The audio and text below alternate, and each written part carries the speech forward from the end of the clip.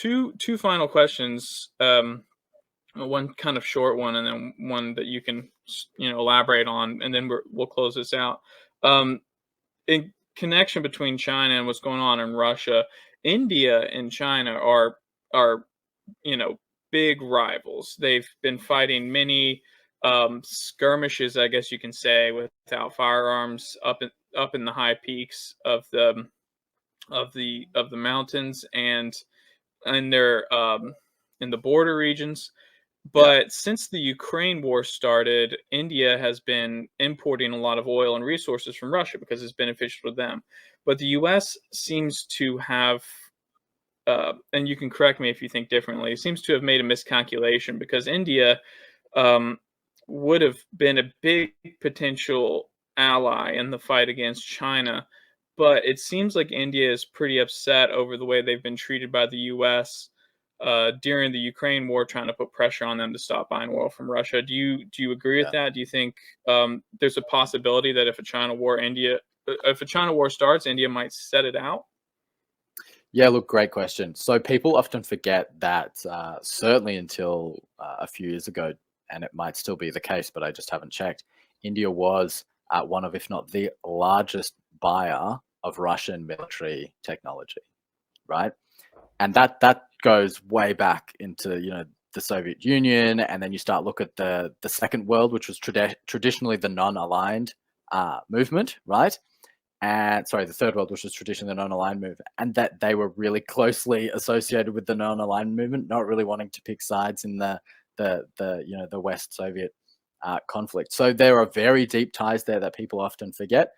From China's perspective, like they're surrounded by a lot of nuclear powers. Russia and India, two of them.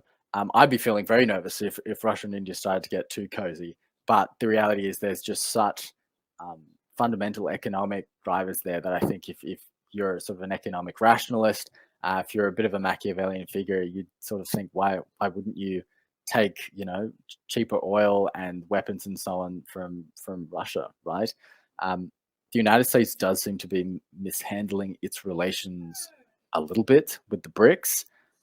And so I wonder, again, I don't know if this is just, some of the State Department's best and brightest are kind of busy right now with, the Ukraine or, Israel, Palestine, but it feels like they really need to give a little bit more love to not just Latin America, but, to India and a few of these other, not just the BRICS, but, the developing world a bit more broadly. Because it does feel like there's a bit of a vacuum there that the United States has sort of created by stepping back and just not giving that attention. And obviously Russia and China are just very grateful for that. I don't know if China would sit it out if there was some sort of conflict with China.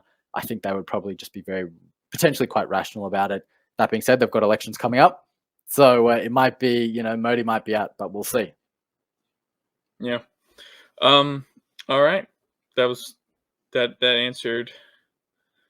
Yeah. Okay. What was the second question? I feel like there was a second question. So no, here I haven't. Here's the second question. And we'll wrap it up with this.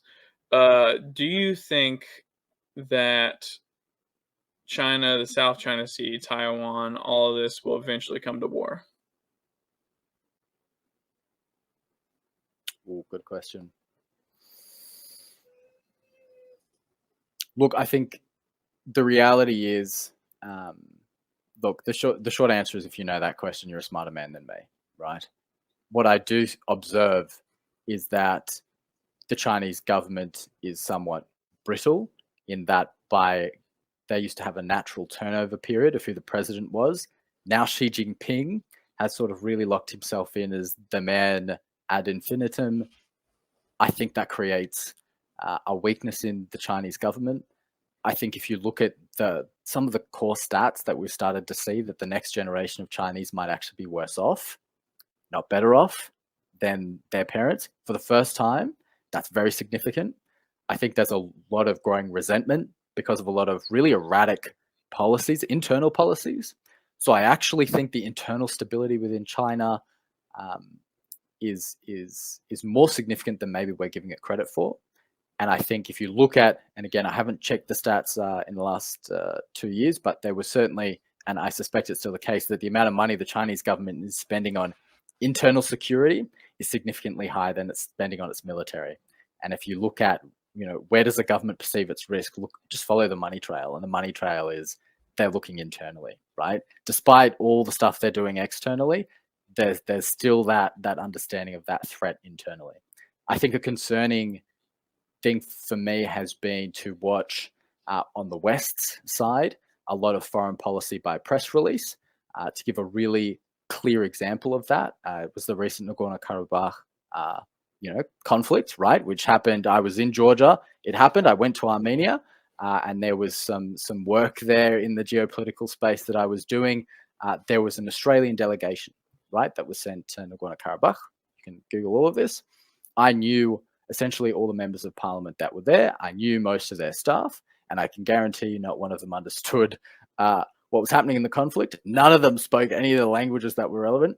None of them would have had any idea about Nagorno-Karabakh until it blew up, and they did, again, one of their junior staff would have read half a Wikipedia page, and they were there for the photo op. And you've seen that with COP28, right? Again, I know a lot of the people who are going to COP28 from the Australian side, from the UK side, and the Canadian side, New Zealand, and they go there, they say some really nice things that make people feel warm inside. They're there for the photo op, and then they fly out again without actually having achieved any breakthrough policy, any public policy that's going to move the needle, and it's a lot of feel-good stuff. And reflecting on Kissinger, who, whether you like him or not, he moved the needle, right?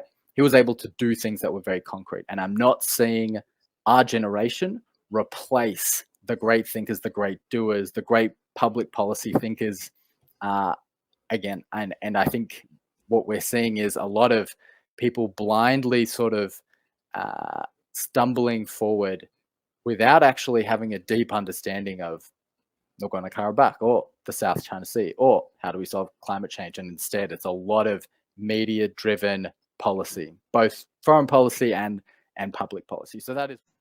Hey guys, it's the editor guy here, and before you go, consider joining the Telegram channel and gain news from Ukraine, Israel, and world events around the world. First, all you have to do is scroll down to the description below, click on the Telegram link, and you'll have access to all news around the world. Thank you, and I hope you enjoy it. See ya.